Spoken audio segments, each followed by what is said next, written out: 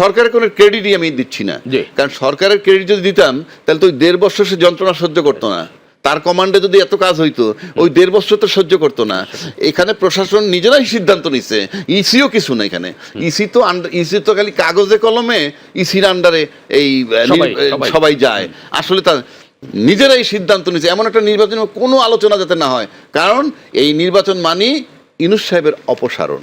সুতরাং এই ইউনূস সাহেবের অপসারণটা এত বেশি জরুরি, হ্যাঁ, সুতরাং এই কারণে নির্বাচনটা শান্তিপূর্ণ হয়েছে, কোনো কেওয়াস হয়নি। আর যদি পিসের 1.5 বছর, ওই 1.5 বছর তাকে কমফোর্টেবল থাকতে দেয় না, এই কারণে এই প্রশাসনই যদি থাকে কমফোর্টেবল, তাহলে যদি না নড়ে, কাজে ওই ডিস্টারবেন্সটাকে পার্টিকুলার এই দিনটাকে, এটা ইউনূস সাহেব জানতেন যে ইলেকশনের দিন কোনো প্রবলেম হবে না, কারণ রাজনীতিবিদ এবং প্রশাসন আমাকে চায় না, আমাকে বলতে ইউনূস সাহেবকে চায় না, এটা উনি জানতেন। তা আমার কাছে মনে হতো আমি ইউনূস সাহেবকে খুব ভালো বুঝছিলাম, আসলে আমি বেকুব। উনি সর্বোচ্চ সুন্দর নির্বাচন দিতে পারবে এই সিদ্ধান্তে উনি জানতেন যে আমি নির্বাচনের দিন আসলেই সুন্দর নির্বাচন হবে, কারণ আমার অপসারণটা জরুরি। সবার আগে গণভোটের অগ্রাধিকার এবং গণভোটের আলোকে ওনাকে সংবিধান সংস্কার করে কার্যক্রম শুরু করতে হবে, সংসদে প্রবেশ করতে হবে। এখন এই যে আপনি বলছেন যে গণভোটের আলোকে, গণভোটের যে বিষয়গুলো আছে এই বিষয় নিয়েও তো একটু মানে এদিক ওদিক আছে। জুলাই সনদ যেটি স্বাক্ষরিত হয়েছে, হ্যাঁ ঠিক আছে, জুলাই সনদে যেটি নিয়ে সমঝোতা হয়েছিল, সব মিলিয়ে একটা ব্যত্যয়ও আছে। সব মিলিয়ে ব্যত্যয় আছে, নোট অফ ডিসেন্ট আছে, রাইট, কিছু উনি দ্বিমত করছে, কিছু আমি দ্বিমত করছি, এইভাবে আছে। এই দ্বিমত ছিল বলেই তো গণভোটের প্রশ্ন আসছে। রাইট, এই দ্বিমত যদি না থাকতো তাহলে তার গণভোট লাগতো না। গণভোট যখনই হয়ে গেল তখন আপনার ওই নোট অফ ডিসেন্টের কোনো স্কোপ নাই, সব approved by the people and it should be executed by the member of parliament. যে যদি আমরা ওই দিন স্বাক্ষরভাবে না করি এবং গণভোটের জন্য রাজি না হই, তাহলে নির্বাচনটা ভণ্ডুল হতে পারে। তাহলে স্বাক্ষরটা ছিল শুধু নির্বাচন পাওয়ার জন্যে, মানে তাদের কথায় নির্বাচন পাওয়ার জন্যে। পরে কি হবে পরেরটা দেখব, নির্বাচন পাওয়ার জন্য। এবং এই সরকার নির্বাচন নাও দিতে পারে, ডিলে ট্যাকটিস করতেছে, ইত্যাদি ইত্যাদি। তো সেটা সরকার যেমন তাদের সাথে প্রতারণা করছে, তারা ওই দিন স্বাক্ষর দিয়ে জনগণের সাথে প্রতারণা করছে কিনা সেই প্রশ্ন থাকলো আমার। এইবার আসেন, তারা তো অবস্থান ক্লিয়ার করছে, হ্যাঁ না না ইস্তেহারে ক্লিয়ার করেছে প্রতারণা করলো। এবার সরকার গঠন এবং গণতন্ত্রের নতুন অভিযাত্রা, আপনার প্রত্যাশাটা কি? প্রথম কথা হলো যে এই নির্বাচনের ভিতর থেকে আমাদের যেটা সবচেয়ে বড় লাভ হয়েছে সেটা হইলেই, ধরেন আওয়ামী সরকার মানে ফ্যাসিস্ট সরকার চলে গেছে, চলে যাওয়ার পর ইউনূস সাহেব দায়িত্ব নিল, আমরা দলমত নির্বিশেষে সবাই তাকে বসাইলাম। বসানোর পরে তার কাছে আমাদের প্রত্যাশা কী ছিল সেটা পরে আসি। তারপর একটা কথা চলতেছিল এরকম, এই এখন টুক করে চলে আসবে, আগরুম বাগরুম নানান কথা, কেউ কেউ একটু ভীতু হয়েছে, কখনো কখনো নানান পদের কথা বলছে। কিন্তু এই একটা নির্বাচনের মাধ্যমে যেটা হইল, ইউনূস সরকার তো নির্বাচিত ছিল না, যদিও আমরা বৈধই বলবো তাকে, যেহেতু আমরা সবাই মিলে তাকে বসাইছি। কিন্তু নির্বাচিত সরকার আসায় কি হইলো, তার জবনিকাপাত, মানে নির্বাচনের মাধ্যমে একটা সরকার বসে গেছে। সুতরাং এখন শেখ হাসিনা কালকে সকালবেলা দেশে চইলেও আসে, তাকে একটা নির্বাচনী প্রক্রিয়ার মধ্যে দিয়ে আবার আসতে হবে। তো সেটা আমার সবচেয়ে বড় অ্যাডভান্টেজ। এইটা গেল একটা দিক। আর একটা দিক হইল যে একটা শান্তিপূর্ণ ইউনূস সাহেব সম্পর্কে সায়ন্ত ভাই বেশ কিছু কথা বলেছে, এটা আমি খুব বিনয়ের সাথে তাকে বলছি যে এখন একটা নির্বাচিত সরকার আসছে, আমরা নর্মালি ধরে নিব সে 5 বছর থাকবে, 5 বছর পর আবার ইলেকশন হবে। এখন সে ছিল অন্তর্বর্তীকালীন সরকার, যতটুকু সময়ের জন্যই থাকুক সে, একটা সরকার চলে গেছে, আর একটা সরকার আসছে, মানে বিএনপি আরেকটা সরকার হিসেবে আসছে, এর মাঝখানের সময়টা অন্তর্বর্তীকালীন সরকারটা পূর্ণাঙ্গ সরকার।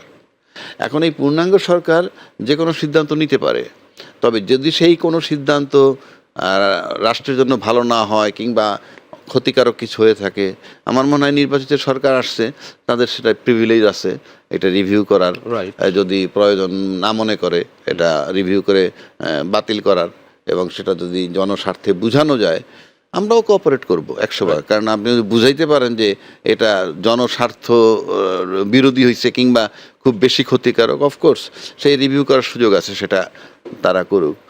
আর একটা লক্ষণীয় বিষয় হচ্ছে যে আপনার শেখ হাসিনা যখন চলে যায় তখন রাজাকার এবং রাজাকারের বাচ্চা যাদেরকে বইলে গেছে, রাজাকারের বাচ্চা বলতে আমি ছাত্রদের কথা বলছি, তাদের কিন্তু সে বলছে এরকম কথা যে রাজাকারের বাচ্চা, রাজাকারের নাতিপুতি, এগুলো বইলে গেছে। বাট ইনফ্যাক্ট সে এটা রাজাকারের নাতিপুতি যাই হোক বলে গেছে। এখন বিষয়টা হচ্ছে যে আমরা কিন্তু পার্লামেন্টেই শেখ হাসিনা চলে যাওয়ার পর আমরা তাদের কাছ থেকে যেটা পাইছি, সায়ন্ত ভাইরা, যে আমরা মুক্তিযুদ্ধের সপক্ষের শক্তি, মুক্তিযুদ্ধের চেতনার পক্ষে, সবই ঠিক আছে। কিন্তু এখন যদি আমরা সংসদের দিকে তাকাই তাহলে দেখা যাবে যে স্বাধীনতার পক্ষের শক্তি ট্রেজারি বেঞ্চে আর বিপক্ষের শক্তি বৈশা দিতেছে আপনার অপোজিশনে। মানে এটা একটা বিচিত্রময় পার্লামেন্ট হতে যাচ্ছে বলে আমার কাছে মনে হয়, কারণ আমরা এর আগে এরকম দেখি নাই। এখন ওরা বিরোধী দলের চেয়ারে বসবে। আবার জাতীয় সরকারও করতে চাইছিল এইবারও। না, জাতীয় সরকার করতে চাইছিল এবারও। জাতীয় সরকার কি বলছে, আমরা আগে যেমন আপনাদের সাথে ছিলাম এখনো একই সাথে। জামাতের আমির ডাক্তার শফিকুর রহমান তারেক রহমানের সঙ্গে যখন দেখা করতে গেলেন সে সময় বলছে, পরেও বলেছেন যে জাতীয় সরকার না, কিন্তু এইটা এই সময় যায় না। এই কারণে যায় না, আপনার তো একটা বিরোধী দল লাগবে। একটা অভ্যুত্থান পরবর্তী বাংলাদেশ বিনির্মাণে তো একটা অভ্যুত্থান পরবর্তী, সেখানে চেক অ্যান্ড ব্যালেন্স করার জন্য তো বিরোধী দল দরকার। ওটা তারেক রহমান বলছে, আমি জানি না, বাট সেন্সিবল লোকের এটাই বলা উচিত। রয়টারের সঙ্গে সাক্ষাৎ ঠিক আছে, আমাদের তো বিরোধী দল লাগবে। এইটা কিন্তু আমি ইনফ্যাক্ট আমার জানা নাই, কিন্তু মিলে গেছে। কারণ একটা সেন্সিবল লোক এইভাবেই বলবে। Wise man think alike. আরে ভাই, আমি ওয়াইজ ম্যান না রে ভাই।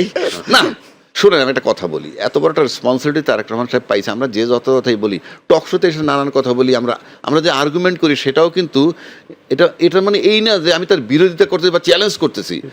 টেক এ লেসন, ভালো জিনিসগুলো অ্যাকসেপ্ট করেন আর খারাপ জিনিসগুলো রিজেক্ট করেন, এই অপশন আপনাদের আছে। প্রাণবন্ত বিরোধী দল থাকুক এবং আনসারেবল হোক সরকার, বিরোধী দল একে অপরের কাছে আনসারেবল হোক। সরকার যারা গঠন তাদেরকে বলতে চাই, আপনার ইশতেহার কিন্তু মশকরা না, ইশতেহার ইজ এ কন্ট্রাক্ট, প্রতিশ্রুতি কার কাছে? জনগণের সঙ্গে, শুধু বিএনপির সঙ্গে না। কারণ আপনি যখন প্রধানমন্ত্রী হয়ে যাবেন তখন আপনি সবার প্রধানমন্ত্রী, বাংলাদেশের 20 কোটি মানুষের কাছে সবার অঙ্গীকার। সুতরাং আপনি যে প্রতিশ্রুতি দিছেন সেই প্রতিশ্রুতি রক্ষা করার জন্য আপনি আপ্রাণ চেষ্টা করবেন। কোথাও লেকুনা থাকলে, সময় লাগলে সেটা জনগণকে অবহিত করবেন। আমরা মিসআন্ডারস্ট্যান্ডিং যাতে না হয়, থাকেন আপনি সুন্দরভাবে দেশ চালান, এটা আমাদের প্রত্যাশা। গণতন্ত্র এবং দেশের অগ্রযাত্রা অব্যাহত থাকুক এবং আমরা সামনে আরো আমাদের গণতন্ত্র আরো মজবুত হোক, সেটা আমরা চাই। অ্যাডভোকেট রাজ্জাকী, আবার ফিরবো আপনার কাছে। ডাক্তার শান্ত, আর আমরা যেহেতু সরকার গঠন নিয়ে আলোচনা শুরু করে দিয়েছি, আমার মনে হয় যে আলোচনা নির্বাচন প্রসঙ্গটা আর একটু পরে আনিয়ে সরকারের সামনে এখন কি অগ্রাধিকার পাওয়া উচিত? সরকারের অনেকগুলো বিষয় তো এখন সবগুলোই কিন্তু অগ্রাধিকার, তার মধ্যে সামনে অনেকগুলো বিষয়ে একই সঙ্গে সাইমালটেনিয়াসলি অগ্রাধিকার নিয়ে এগোতে হবে। 100 দিনের তারা নির্বাচনী অঙ্গীকারী ইমিডিয়েটলি যে কাজগুলো করবে বলছে, সেগুলো অন্তত 100 দিনের মধ্যে তার কিছু কিছু অন্তত শুরু হয়েছে যৌক্তিকভাবে, সেটা দেখাতে হবে, ভিজিবল করতে হবে তাদের। এই নির্বাচনের আগে অন্তর্বর্তীকালীন সরকারের অঙ্গীকার ছিল 3টা: সংস্কার, বিচার এবং নির্বাচন। তো নির্বাচন তো হয়ে গেছে তাদের হাত দিয়ে, একটা শেষ, কিন্তু বিচার এবং সংস্কারটা চলমান। এই সরকারের বিচার প্রক্রিয়া, যারা অপরাধী, যারা মায়ের বুক খালি করেছে, যারা সত্যি সত্যি অপরাধী, মানবতা বিরোধী অপরাধ, তাদের যেন আইনের আওতায় আনা হয়। ভবিষ্যতে কেউ যাতে এইরকম ধরনের অপরাধ করতে ভয় পায় সেটা নিশ্চিত করতে হবে। আর যারা যারা অপরাধ করেনি তাদেরকে, অপরাধীদের বিচারের আওতায় আনার সাপেক্ষে তাদেরকে দেশের নাগরিক হিসেবে মর্যাদা নিয়ে বাঁচা, নাগরিক অধিকার প্রয়োগ করা, রাজনীতি করা, সব অধিকারও তাদেরকে ফিরিয়ে দিতে হবে। কোনো ব্যক্তির দোষে অন্য ব্যক্তি যেন ভিকটিম না হয় সেটাও দেখতে হবে। পাশাপাশি যে এই দেশের সবচেয়ে তরুণদের সবচেয়ে বেশি চাওয়া কি? কর্মসংস্থান। এই গণ অভ্যুত্থানটা যে হলো, গণ অভ্যুত্থানের সূত্রপাত কিন্তু মেধার ভিত্তিতে কর্মসংস্থান চেয়েছিল, যে আমি তোমার কাছে দয়া চাই না, আমাকে শুধু মেধার ভিত্তিতে পরীক্ষাটা দিয়ে চাকরিটা পেতে দাও, আমার কাজটা সম্মানজনকভাবে আমি আমার মেধার ভিত্তিতে পেতে চাই, সেটা দাও। এটুকু শেখ হাসিনা না দিয়ে উল্টা তাদের গালিগালাজ করাতে সে 18 তো সেই কোটা সংস্কার আন্দোলন, সেই আন্দোলন এবং সূত্রপাত, সেইটার ধারাবাহিকতায় আবার এই 24 সালে এসেও আবার বৈষম্য বিরোধী আন্দোলন। সুতরাং এদেশের তরুণ সমাজ তারা সম্মানজনকভাবে খেয়ে পড়ার জন্য একটা কর্মসংস্থান চায়, সেটা সরকারি চাকরি হোক, সেটা আত্মকর্মসংস্থান হোক, সেটা বেসরকারি চাকরি হোক, বা কিছু একটা করে তাদের টিকে থাকার পথ চায় এইটা। এবং এটা করতে গেলে পাশাপাশি শুরু থেকেই দুইটা জিনিস করতে হবে, দুর্নীতি দূর করতে হবে, আইনের শাসন প্রতিষ্ঠা করতে হবে, বিচার বিভাগের স্বাধীনতা দিতে হবে, কেউ যেন ভিকটিম না হয়। এই কাজগুলো সবই অগ্রাধিকার ভিত্তিতে একই সঙ্গে শুরু করতে হবে। জি, আপনি 100 দিনের কথা বলছেন। আমার তো মনে হয় প্রথম দিন প্রতিটা দিনেই এই সরকারের সামনে চ্যালেঞ্জিং বটেই। আজকেই তো আপনি মনে করেন বাংলাদেশের মতো দেশে এরকম নির্বাচন হলে, এরকম ল্যান্ডস্লাইড ভিক্টরি হলে, নিরঙ্কুশ বিজয় পেলে সেই দলগুলো কি করতো? তারা বিজয় মিছিল করে যাতা আচরণ করতে। এটা বাংলাদেশের অতীত ট্রেন্ড সবসময় হয়ে আসছে। রাজাকি ভাই, আপনি কি বলবেন? অগ্রাধিকারটা কি পাওয়া উচিত? সায়ন্ত 100 দিনের একটা কথা বলেছেন, কিন্তু প্রতিটা দিনেই গুরুত্বপূর্ণ। কি অগ্রাধিকার, সর্বোচ্চ অগ্রাধিকার কি? আপনি সরকার গঠন করবেন যদি আপনি রেসপন্সিবিলিটি মনে করেন, তাহলে তো প্রতিটা মুহূর্তই তো আপনার রেসপন্সিবল, প্রতিটা মুহূর্তই আপনার মূল্যবান, প্রতিটা মুহূর্তে আপনি কাজ করবেন। আমরা সিম্পলি ওই যে উনি ডাক্তারি করে, ওনার নিজের হাতেই তো সময় নাই, কথার কথা বলছি। আমরা কি করি? আর যিনি প্রধানমন্ত্রী হবেন কিংবা মন্ত্রী হবেন, তাদের টাইম কোথায়? তাদের প্রতিটা মুহূর্ত তো মূল্যবান, সেই দিকটায় খেয়াল রাখতে হবে। 100 দিন আর না, প্রতিদিনই মূল্যবান, একেবারে প্রতিটা দিন মূল্যবান। অগ্রাধিকার হওয়া উচিত কি? অগ্রাধিকার যদি মানে রাষ্ট্রের জন্য অগ্রাধিকার কি হবে? প্রথম, আপনি যদি কালকের থেকে টেক ওভার করেন, পরশু থেকে টেক ওভার করেন, প্রথম হলে আমি এই মুহূর্তে মনে করি যে আমরা অনেক বিতর্ক করছি, অনেক নির্বাচনের আগে বহু কিছু বলছি, ঋণ খেলাপিরা পাশ করছে, অমুক তমুক, সেই সমস্ত আলাপ বাদ। আজকে কিন্তু গণভোটটাও পাশ করছে। রাইট, গণভোটটা যেহেতু পাশ করছে, গণভোটটা কিন্তু জনগণের গণ আকাঙ্ক্ষা বলতে পারেন। সুতরাং আমি মনে করি প্রায়োরিটি বেসিস জুলাই চেতনার হয়তো, যেহেতু জুলাই চেতনার সাথে এটা রিলেটেড, জুলাই সনদ হবে এটার ভিত্তিতে, সুতরাং অগ্রাধিকার ভিত্তিতে সবার আগে এটা শুরু করা উচিত। এটা শুধু যে ওই জন্য দরকার তা না। আমার কাছে মনে হয় যারা নির্বাচিত হয়ে গেছেন তাদেরও একটা বৈধতার ব্যাপার আছে সাংবিধানিকভাবে, যেটা আমি আগেও বলছি, এখনো বলছি, যে আমরা যে নির্বাচনটা করেছি সেটা কিন্তু ইনফ্যাক্ট এখনো কোন সংবিধানে করছি সেটা আমাদের কাছে অস্পষ্ট। সুতরাং আমার কাছে মনে হয় যেহেতু নির্বাচন হয়ে গেছে, তারা প্রথম দিকেই তাদের বসা উচিত গণভোটটা নিয়ে। আমি গণভোট 100% বাস্তবায়ন করবে না কতটুকু করবে সেই সিদ্ধান্ত তারা নিবে না। বিএনপি সুস্পষ্টভাবেই বলেছে যে তারা যে স্বাক্ষর করেছে সুস্পষ্টভাবে সেই স্বাক্ষরের পুরো বাস্তবায়নেই তারা অঙ্গীকারাবদ্ধ। আমি সেটাই বলছি, কারণ আপনার আরেকটা সুবিধা আছে। না, জুলাই স্বাক্ষরের পূর্ণাঙ্গ বাস্তবায়ন বিএনপি অঙ্গীকারবদ্ধ, এটা ঠিক আছে, তারা ডিফার করেছে। ডিফার মানে হচ্ছে তারা যেটা স্বাক্ষর করেছে, নোট অফ ডিসেন্ট যেখানে আছে এগুলো তারা করবে না, সেইটুক তো তাদের আপত্তিই আছে। আমি বলি, আচ্ছা আমি বলিনি যে নোট অফ ডিসেন্টের কথা যেটা বলছে, ইনফ্যাক্ট নোট অফ ডিসেন্ট যেটা ওনারা বলতেছেন, দুইটা তো একই দিনে হয়েছে, গণভোট এবং জাতীয় সংসদ, এবং একটার সাথে আরেকটা রিলেটেড। আপনি জাতীয় সংসদে কার্যক্রম শুরু করতে হইলে আপনার এখন গণভোটকে মূল্যায়ন করতে হবে। এখন গণভোট মানে তো রাফলি বোধ হয় 77% ভোট পাইছে, কাস্টিং ভোটের 77% জনরায়। তো এইটাকে আপনার তো অবশ্যই আমলে নিতে হবে। এখন এটা শুরুতেই তো এখন এইটা কাজ করতে হবে, কারণ আপনি যদি এর আলোকে সংবিধানটাকে সংস্কার না করেন, আপনি তো অপারেট করবেন কি, আপনি শুরু করবেন কিভাবে যাত্রা? কারণ আমি সংবিধানটা বারবার আমাকে কেন বলতে হচ্ছে, আমাদের এগুলো আজকে পিওর একাডেমিক ডিসকাশন, এখন আর কোনো বিতর্ক নয়। সেটা হলো যে ওই সংবিধানে তো প্রধানমন্ত্রী চালাইতেন, একটা সংসদ থাকাকালীন মেয়াদ শেষ হওয়ার 3 মাস আগে আরেকটা সংসদ করতেন, নির্বাচন কইরা বসায় থইতেন, তারপরে আগেরটার মেয়াদ শেষ হবে, তারপরে মানে 1 সেকেন্ডও খালি থাকবে না, শেখ হাসিনা থাকতে হবে 24 আওয়ার, মানে একেবারে আমরণ। এই কারণে এটা করছিলেন। নির্বাচনটা সেই আলোকে হয় নাই। সেই আলোকে হইলে ওই সংবিধান মোতাবেক নির্বাচন 26 ফেব্রুয়ারিতে নির্বাচন দেওয়ার কোনো স্কোপ নাই, 29-এ ছিল। ওই বিতর্কে আমি যাচ্ছি না, কিন্তু এখন প্রশ্ন হচ্ছে যেহেতু প্রায়োরিটি, এখন প্রায়োরিটি হিসাবে তার প্রায়োরিটি হিসেবে আমি মনে করি সবার আগে গণভোটের অগ্রাধিকার, এবং গণভোটের আলোকে ওনাকে সংবিধান সংস্কার করে কার্যক্রম শুরু করতে হবে, সংসদে প্রবেশ করতে হবে। এখন এই যে আপনি বলছেন যে গণভোটের আলোকে, গণভোটের যে বিষয়গুলো আছে, এই বিষয় নিয়েও তো একটু মানে এদিক ওদিক আছে। জুলাই সনদ যেটি স্বাক্ষরিত হয়েছে, হ্যাঁ, ঠিক আছে। জুলাই সনদে যেটি আমি বলি। নিয়ে সমঝোতা হয়েছিল, হ্যাঁ। সব মিলিয়ে একটা ব্যত্যয়ও আছে। সব মিলাই ব্যর্থ আছে, নোট অফ ডিসেন্ট আছে, রাইট। কিছু উনি দ্বিমত করছে, কিছু আমি দ্বিমত করছি, এইভাবে আছে। এই দ্বিমত ছিল বলেই তো গণভোটের প্রশ্ন আসছে। রাইট। এই দ্বিমত যদি না থাকতো তাহলে তার গণভোট লাগতো না। গণভোট যখনই হয়ে গেল তখন আপনার আর ওই দ্বিমতের নোট scope অফ নাই। ডিসেন্টের কোনো স্কোপ নাই, অসংখ্য ধন্যবাদ। সব অ্যাপ্রুভ আবার বাই শুনবো- দ্য পিপল আবার- and it should be executed by the member of parliaments. এই মুহূর্তে হবে, গণপরিষদ দিতে পারে অল্প সময়ের জন্য, এটা করা। আবার ফিরবো আপনার কাছে, ডাক্তার সায়ন্ত, কি বলবেন আপনি? রাজ্জাকি ভাই হলো আইনজীবী মানুষ, বিজ্ঞ আইনজীবী। ধর্মীয় এটা কিভাবে- আইনজীবী কি, এটা তো আমরা কমন কিভাবে- জিনিস, কিভাবে আমি common বলি জিনিস। যে একজন বিজ্ঞ আইনজীবীর কথা ঠিক আইনসম্মত হচ্ছে কিনা, হ্যাঁ। এবার একটু বলি আমি, বা আইনজীবী না হয়েও। না, ঠিক আছে। গণভোটে দ্বিমত না থাকলেও কখনো কখনো কোনো ইস্যুতে রাষ্ট্রের জনগণের মতামত নেওয়ার প্রয়োজন হয়, সেটাই গণভোট।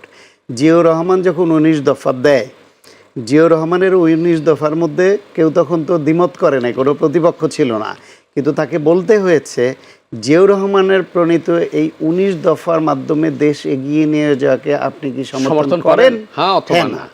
যখন পার্লামেন্টারি সিস্টেমে আমরা প্রবেশ করি তখন ওইখানে সকল রাজনৈতিক দল একমত হয়ে পার্লামেন্টারি সিস্টেমে যাওয়ার ব্যাপারে সিদ্ধান্ত গ্রহণ করেছিল। তারপরও সেখানে একটা প্রেসিডেন্সিয়াল ফর্ম অফ গভর্নমেন্ট থেকে পার্লামেন্টারি ফর্মে যাওয়ার জন্য যে আমরা সব রাজনৈতিক দল চাইলাম, ঠিক আছে, কিন্তু জনগণ চায় কি না সেটাই গণভোট, সেটাই রেফারেন্ডাম। তখন বলতে হয়েছে যে এটা চায় কি না। সুতরাং এইবার প্রথম দিকে প্রধান উপদেষ্টা ডক্টর মোহাম্মদ ইউনূস এবং হুকুমতের প্রধান ডক্টর আলী রিয়াজ দুইজনেই অভিন্ন ভাষায় বলেছিলেন যে সকল রাজনৈতিক দল যেসব বিষয়ে একমত হবে সেটুকুই গণভোটে যাবে, হ্যাঁ না ভোটে। বাকিটা রাজনৈতিক দলগুলো তাদের নির্বাচনী ইস্তেহারে দিবে। তার মানে সকল দল একমত হলেই যে গণভোট দরকার নাই, কথাটা এরকম না, একমত হলেও গণভোট দরকার আছে, এটাই গণভোটের আইন। দ্বিতীয় কথা যেটা, গণভোট এক্সিকিউট করে তাদেরকে সরকারে ঢুকতে হবে। গণভোটের বিষয়ে বলাই হয়েছে যে এইটার একটা পরিষদ হবে, এই জাতীয় পরিষদটা হবে parliament of member of parliament যারা নির্বাচিত হবেন তারাই পদাধিকার বলে এর সদস্য হবেন, এবং ওইটা একটা দ্বৈত সত্তা হবে।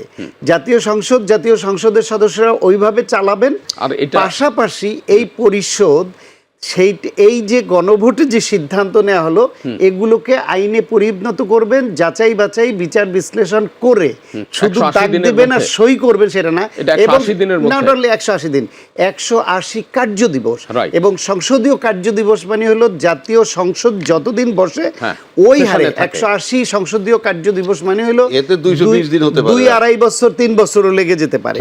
এখন অতীতের সংসদ বসার যে রেট তাতে এরকমই ধারণা আসে। Right. তার এরপরে হলো এটা প্রায়োরিটি বেসিসে।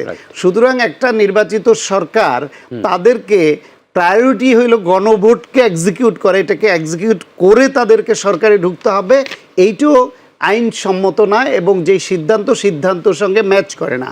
তৃতীয় যেই কথা, গণভোটে এইখানে জুলাই সনদে যা আছে সবই কি মানতে বাধ্য কি বাধ্য না, ইট ইজ অলসো ডিবেটেবল। কেন এটা ডিবেট করার বিষয়? কারণ হচ্ছে বিএনপির সঙ্গে যখন ঐকমত্য কমিশনে বিভিন্ন দল আলাপ আলোচনা করলো, সেখানে সিপিবির কিছু নোট অফ ডিসেন্ট ছিল, জামাত ইসলামের নোট অফ ডিসেন্ট ছিল, এনসিপির নোট অফ ডিসেন্ট ছিল, বিএনপির নোট অফ ডিসেন্ট ছিল, সবার ছিল। কিন্তু বিএনপির নোট অফ ডিসেন্ট যেই জায়গাগুলোতে ছিল, যেহেতু আগে আলোচনা ছিল সব দল একমত যেখানে হবে সেটুকু গণভোটে যাবে, জুলাই সনদে স্বাক্ষর হবে সেটুকু এবং গণভোটে যাবে, সেইটা না করে সরকার চালাকি করে সবগুলো এক জায়গায় করে নোট অফ ডিসেন্ট সহ দিয়ে বলল সই করো। এই সই নিয়ে তখন বিএনপি আপত্তি তুলল, বলল যে এটা তাদের সঙ্গে প্রতারণা করা হয়েছে, কারণ জুলাই সনদে তো এটা থাকার কথা না, যেগুলো দ্বিমত আছে। তারপরে এমন একটা পরিস্থিতি তৈরি হলো, সরকারের একটা অংশ এনসিপি, জামাত এবং আরও কিছু রাজনৈতিক পক্ষ তারা মিলে বিএনপির ঘাড়ে এই অপবাদটা চাপাইতে শুরু করলো যে বিএনপি সংস্কারের পক্ষে না। এখন যে বিএনপি ওর মধ্যে 90% সংস্কারের প্রস্তাব কিন্তু তাদের নিজের, তাদের 31 দফার মধ্যে আছে। সেই বিএনপিকে 10% জন্য যে সে একমত হয়নি, সে কারণে তারা সই করতে অপারগতা প্রকাশ করছে, তখন বলছে যে ওরা সংস্কারেরই পক্ষে না। তখন যদি বিএনপি সই না করে তাহলে ওই অচল অবস্থাকে কেন্দ্র করে নির্বাচন ভণ্ডুল হয়ে যেতে পারে। যে একটা গোষ্ঠী যারা চাচ্ছিল নির্বাচনটা ভণ্ডুল হোক, ওই স্বাক্ষর না করলে তার উপরে একটা মিথ্যা অপবাদ চাপানো হবে, যেটা ভোটে তাকে ক্ষতিগ্রস্ত করার একটা অপকৌশল, যে বিএনপি সংস্কারের পক্ষে না। সে কারণে বিএনপি সই করছে। সই করার পরে তারা অবস্থান স্পষ্ট করেছে সৎভাবে। শেষ করি বলি, কি বলছে, নির্বাচনী ইস্তেহারের মধ্যে আবার লিখিতভাবে দিয়ে দিচ্ছে, বলছে যে ওইখানে আমাদের যে আপত্তি ছিল সে আপত্তির জায়গাগুলো আমরা এখানে নির্বাচিত হলে আপনারা আমাদের রায় দিলে আমরা সেগুলো বাস্তবায়ন করব না। যেমন একই ব্যক্তি দলের প্রধান এবং প্রধানমন্ত্রী হতে পারবেন না, ওইখানে ওরা দিয়েছে এটা আমাদের ইচ্ছার বিরুদ্ধে, আমাদের দ্বিমত আছে, আমাদেরকে আপনারা রায় দিলে আমরা ওইটা মানব না। 2, উচ্চকক্ষ বিএনপি প্রথম প্রস্তাব করেছে 31 দফায়। কি কনসেপ্ট থেকে কেন প্রস্তাব করেছে সেই ব্যাখ্যা বিস্তারিত আছে, যদি কেউ শুনতে চান বলবো পরে। সেই ভিত্তিতে বিএনপির ব্রেন চাইল্ড এটা, বিএনপি এর ফর্মুলার কথা অঙ্গীকার করছে, সব করছে। তারা এখানে একটা রূপরেখা দিয়েছে, তাদের নোট অফ ডিসেন্ট থাকা সত্ত্বেও সেখানে ওইখানে ঢুকিয়েছে পিআর পদ্ধতিতে হবে। বিএনপি বলছে আমাদেরকে যদি আপনারা রায় দেন তাহলে আমরা ওই পিআর পদ্ধতিতে যাব না, আমরা সংসদীয় আসন প্রাপ্তির অনুপাতে আমরা সেট করব। এখন বিএনপি তো এটা গোপন করে নাই, প্রতারণা করে নাই, চালাকির আশ্রয় নাই, তাদের অবস্থান জনগণের কাছে স্পষ্ট করেছে। জনগণ একদিকে তাদের এটা জেনে তাদের পক্ষে রায় দিয়েছে, হ্যাঁ তোমাদের সঙ্গে একমত, তোমাদের রায় দিলাম, তোমরা যা যা বলেছো সেটা করো। এখন বলতে পারেন তাহলে জনগণ তো গণভোটেও হ্যাঁ বলেছে, তাহলে কি করবেন? গণভোটে হ্যাঁর মধ্যে ওই জনগণের মধ্যে বিরাট একটা অংশ তারা এই গণভোটের এই যে এতগুলো ধারা বোঝেই না, 99% বুঝে নাই। আমি দায়িত্ব নিয়ে বলছি, যে কাউকে এখন ওইটা দেন সব ধারা বুঝে কিনা, শিক্ষিতদের সামনে আনেন, চ্যালেঞ্জ করছি। অসংখ্য ধন্যবাদ আপনাকে। তাইলে এখন কিছু কথা বলতে হয়। হ্যাঁ, প্রথমত আপনি গণভোটের কথা যিনি বললেন ভাই, যখন রাজনৈতিক দলের পক্ষ থেকে প্রতিনিধিত্ব করছে ওখানে, তখন উনি স্বাক্ষর দিছেন, তারপরে বলছেন ওনারা যে প্রতারণা করছে সরকার, কিছু জিনিস নোট অফ ডিসেন্ট এগুলোকে বাদ দিয়ে একটা সাজাইছে এবং প্রতারণা করছে। আবার উনি এটাও বলছেন যে যদি আমরা ওই দিন স্বাক্ষর না করি এবং গণভোটের জন্য রাজি না হই তাহলে নির্বাচনটা ভণ্ডুল হতে পারে। তাহলে স্বাক্ষরটা ছিল শুধু নির্বাচন পাওয়ার জন্যে, মানে তাদের কথায় নির্বাচন পাওয়ার জন্যে। পরে কি হবে পরেরটা দেখব, নির্বাচন পাওয়ার জন্য, এবং এই সরকার নির্বাচন নাও দিতে পারে, ডিলে ট্যাকটিস করতেছে ইত্যাদি ইত্যাদি। তো সেটা সরকার যেমন তাদের সাথে প্রতারণা করছে, তারা ওই দিন স্বাক্ষর দিয়ে জনগণের সাথে প্রতারণা করছে কিনা সেই প্রশ্ন থাকলো আমার।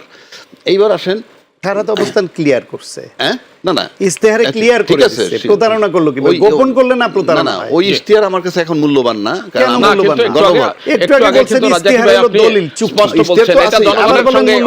না ইশতেহার তো ঠিক আছে, আমি বলছি গণভোট, ওই ইস্তেহার মূল্যবান না, এটা আবার বলছেন কি? গণভোট প্রসঙ্গে যখন বলবো আমি গণভোট নিয়ে কথা বলতে, সব প্রশ্নে ইস্তেহার মূল্যবান, ঠিক আছে, সব ইশতেহার তো ঠিকই আছে, ইশতেহার নিয়ে কথা বলতেছি না, গণভোটের সাথে। এখন যেহেতু একে অপরের সাথে প্রতারণা করছে, আবার বলে একে অপরের সঙ্গে, আমি বলছি আপনার বলছেন যে সরকার আপনাদের সাথে প্রতারণা করছে এই গণভোট নিয়ে, না জানিয়ে করছে, সেটাই তো বলতেছি। বিএনপি প্রকাশ্যে ঘোষণা দিছে, প্রতারণা হলো কিভাবে? ঠিক আছে, বিএনপি তো বলছে, স্বাক্ষরও করছে। স্বাক্ষর করছে কেন? আপনি বলছেন নির্বাচন ভণ্ডুল হয়ে যেতে পারে, সেই কারণে সেদিন তারা স্বাক্ষর করছে এবং গণভোটে আসছে। আমি সেই কথাটা বলছি, মানে নির্বাচনটা দরকার ছিল, অবশ্যই দরকার। এইবার অনির্বাচিত সরকার তো অনির্দিষ্টকাল থাকতে পারে না। এখন আসেন, এই যে সরকারের কথা ছিল, সরকার থাকার যে প্ল্যান করছে, যেটা বললো, নির্বাচনটা কিন্তু একদম সুষ্ঠু হয়েছে সকলের মতে, নির্বাচনটা সুষ্ঠু হয়েছে। এই নির্বাচনটা কেন এত সুষ্ঠু হইলো? অল স্টেক হোল্ডার সমর্থন করেছে, সহযোগিতা করেছে। সেটা আমাকে বলতে দেন, বলেন। সেটা হইলো এই যে বদ্ধমূল ধারণা ছিল যে সরকার লম্বা সময় থাকতে চায়, বদ্ধমূল ধারণা। এবং এই সরকারের সামনে বহু আন্দোলন আসছে, দীর্ঘ 1.5 বছরে 200-250 আন্দোলন আসছে। এই সরকার প্রশাসনিকভাবে ব্যর্থ, এই সরকার কাউকে বলছে বলে পানি মারতে গরম পানি, কাউকে ঠান্ডা, এইসব অভিযোগ, প্রশাসন নিয়ন্ত্রণ করতে পারে নাই, মব শুরু করছে, মব বলতে যা বোঝা সবই সরকার করছে। কিন্তু আপনি দেখেন সে বারবার বলছে নির্বাচন 12ই ফেব্রুয়ারি হবে, একদিন আগেও না, একদিন পরেও না। তাহলে পার্টিকুলার নির্বাচনের দিন গোটা প্রশাসন এত সুন্দরভাবে কিভাবে থাকলো, কিভাবে কাজ করলো। আমি নিজেই বলছিলাম যে ইউনূস সাহেব সবচেয়ে নিকৃষ্ট নির্বাচন উপহার দিবেন। আপনার চ্যানেলে বলি নাই, কিন্তু অন্য চ্যানেলে বলছি, এখানেও বলেছেন আপনি। এখানেও বলছি যে উনি বলছে সর্বোৎকৃষ্ট নির্বাচন দেবেন, আমি বলছি নিকৃষ্ট নির্বাচন দেবে। কেন বলছি? ওই সার্বিক সবকিছুর আলোকে। কিন্তু নির্বাচন দৃশ্যমান চোখে যা দেখছি তাতে সুন্দর নির্বাচন হয়েছে, সুতরাং আমি দৃশ্যমান ওইটাই থাকি। সেটা এত সুন্দর হইল কেন? এটা সুন্দর হইলে এই 12 তারিখ নির্বাচন যখন নিশ্চিত হয়েছে ইউনূস সাহেব চলে যাবেন, এটা ছিল main focus, main target. Yunus সাহেব যখন চলে যাবেন, সুতরাং নির্বাচনে যেন কোনো এটা প্রশাসনিক সিদ্ধান্ত, প্রশাসন সিদ্ধান্ত নিছে। সিভিল প্রশাসন বলেন, মিলিটারি বলেন, সিভিল ব্যুরোক্রেসি বলেন, পুলিশ প্রশাসন বলেন, তারা একটা, আমার কাছে মনে হচ্ছে যে ইউনূস সাহেব তো যাবেই নির্বাচন। এই ক্রেডিট কি পুরোটা আমরা শুধু সরকারকে দেব না নির্বাচন কমিশনকে? আমি বলি সরকারের কোনো ক্রেডিটই আমি দিচ্ছি না, কারণ সরকারের ক্রেডিট যদি দিতাম তাহলে তো ওই 1.5 বছর সে যন্ত্রণা সহ্য করতো না। তার কমান্ডে যদি এত কাজ হইতো, ওই 1.5 বছর তো সহ্য করতো না। এখানে প্রশাসন নিজেরাই সিদ্ধান্ত নিছে, ইসিও কিছু না এখানে। ইসি তো খালি কাগজে কলমে ইসির আন্ডারে এই সবাই যায়, আসলে তার নিজেরাই সিদ্ধান্ত নিছে। এমন একটা নির্বাচন কোনো আলোচনা যাতে না হয়, কারণ এই নির্বাচন মানে ইউনূস সাহেবের অপসারণ। সুতরাং এই ইউনূস সাহেবের অপসারণটা এত বেশি জরুরি, হ্যাঁ, সুতরাং এই কারণে নির্বাচনটা শান্তিপূর্ণ হয়েছে, কোনো কেওয়াস হয়নি। আর যদি পিসের 1.5 বছর, ওই 1.5 বছর তাকে কমফোর্টেবল থাকতে দেয় না, এই কারণে এই প্রশাসনই যদি থাকে কমফোর্টেবল, তাহলে যদি না নড়ে, কাজে ওই ডিস্টারবেন্সটাকে পার্টিকুলার এই দিনটাকে, এটা ইউনূস সাহেব জানতেন যে ইলেকশনের দিন কোনো প্রবলেম হবে না, কারণ রাজনীতিবিদ এবং প্রশাসন আমাকে চায় না, আমাকে বলতে ইউনূস সাহেবকে চায় না, এটা উনি জানতেন। তা আমার কাছে মনে হতো আমি ইউনূস সাহেবকে খুব ভালো বুঝছিলাম, আসলে আমি বেকুব। উনি সর্বোচ্চ সুন্দর নির্বাচন দিতে পারবে এই সিদ্ধান্তে উনি জানতেন যে আমি নির্বাচনের দিন আসলেই সুন্দর নির্বাচন হবে, কারণ আমার অপসারণটা জরুরি। জনাব রাজ্জাকী, আপনার কাছে ছোট আর একটা প্রশ্ন করতে চাই, যে জয় মিছিল করেনি বিএনপি, কিংবা বাংলাদেশের অতীত নির্বাচনগুলো যদি দেখি, হেরে যাওয়া দলের উপর হামলা বা সংখ্যালঘুদের উপর হামলার যে বিষয়টি সায়ন্ত বলছেন, এটি বাংলাদেশে যে নতুন রাজনীতির মানে গণতন্ত্রের নতুন অভিযাত্রা, আপনি কি তাই মনে করেন? না, আমি তো ইন অ্যাডভান্স বলতে পারবো না। সামনে ওনাদের মানে বিএনপি, আমাদের সরকার, সবার সরকার, তার পথ চলা শুরু হবে। শুরু হইলে সংখ্যালঘু নিয়ে প্রশ্ন আসে কিনা, সংখ্যালঘু নির্যাতন নিয়ে আবার কথা আসে কিনা, সেটা ডিপেন্ড করবে সরকার কিভাবে চালায় এবং সরকার কিভাবে থাকে। এখন একটা বিষয়, এবারের নির্বাচন যত স্মুথলি হয়েছে, সবচেয়ে সেরা নির্বাচন উপহার দিছে এবং আপনাদের বিশাল বিজয়। সেখানে বিজয় মিছিল বলতে কি, ভূমিধস বিজয়, ভূমিধস বিজয়। সেখানে বিজয় মিছিল করবেন না, দলীয় সিদ্ধান্ত। কেন করবেন না ওই আশঙ্কা করতেছে। কিন্তু আমার যদি আপনি প্রশ্ন করেন, আপনি বিজয় মিছিল একটা করলে অসুবিধা কি? এখন ওনরা যে গ্রাউন্ডে দিছে, পিছের দেখেন নাই, পিছের ইলেকশন আর আজকের ইলেকশন তো এক নয়। আজকের প্রেক্ষাপট আলাদা, সব কিছু আলাদা।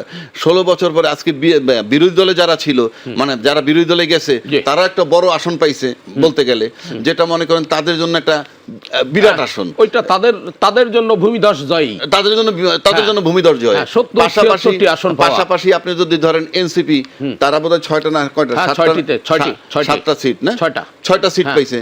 আপনি বাংলাদেশের ইতিহাসে, নতুন দল, বাংলাদেশের ইতিহাসে তার 12-13 মাস তার জন্ম, 12-13 মাসের জন্মের একটা 6-7টা সিট পাওয়া, আমরা অতীতে অনেক বামপন্থী দল দেখছি জিন্দিগিতে একটা সিট পায় নাই। তারপরে এখনো বিএনপি যাদেরকে দয়া করে সিট দিছে, তারা অনেক পুরনো, অনেক মেধাবী, সবাই তাদেরকে চিনে দলের মালিকগুলারে। হ্যাঁ, মালিকই বললাম, কারণ সব দলে যিনি ফাউন্ডার উনিই মালিক থাকেন, তো সেই মালিকগুলোর সবাই চিনে। আলটিমেটলি তাদের কাছে গিয়া কখনো মার্কা ছাড়া, কখনো মার্কা নিয়ে সিট নিতে হয়েছে।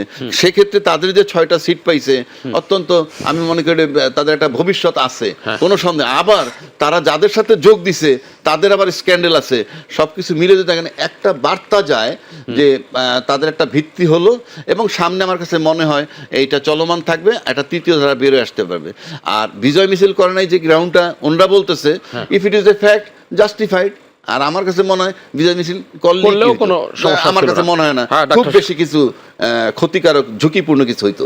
অসংখ্য ধন্যবাদ অ্যাডভোকেট রাজ্জাকী। একটা শান্ত, আপনি কিছু বলবেন? যদি আমরা মেন্টালিটি ধরে নিয়ে রাখি যে জামায়াত নির্বাচনের আগে তারা টাকা দিয়ে ভোট কিনতে গিয়ে টাকা বিলি করে একটা রাষ্ট্রীয় দুর্নীতি করেছে, প্রাতিষ্ঠানিক দুর্নীতি করেছে, এটা তো সত্য। যারা অন্যকে দুর্নীতিবাজ বলে গালি দিত আর নিজেরা হাদিয়াবাজি করত, সেই দলটা নির্বাচনের সময় 5 বছর রাষ্ট্র চালানোর একটা অনুমতি নিবে, সেই অনুমতিটা তারা টাকা দিয়ে কিনে নেওয়ার থেকে বড় দুর্নীতি আর হয়? সেই দুর্নীতি করেছে, কিন্তু করেছে কালকে। আমি আজকে ভাবতে চাই তারা নির্বাচিত হয়েছে, এখন যদি তারা বলে যে রাষ্ট্র পরিচালনায় আমরা সহযোগিতা করব, অতীতের এই কেনাবেচা, অতীতের এইসবের মধ্যে আমরাও নাই, সরকারও যাবে না, আমরা সব দল মিলে দেশ চালাবো, এই ভালো সিদ্ধান্তকে আমি ভালো বলবো না। এখন সে যদি বলে যে এটা করার সুযোগ দেওয়া হবে না, তো সেটা তো ভালো সিদ্ধান্ত।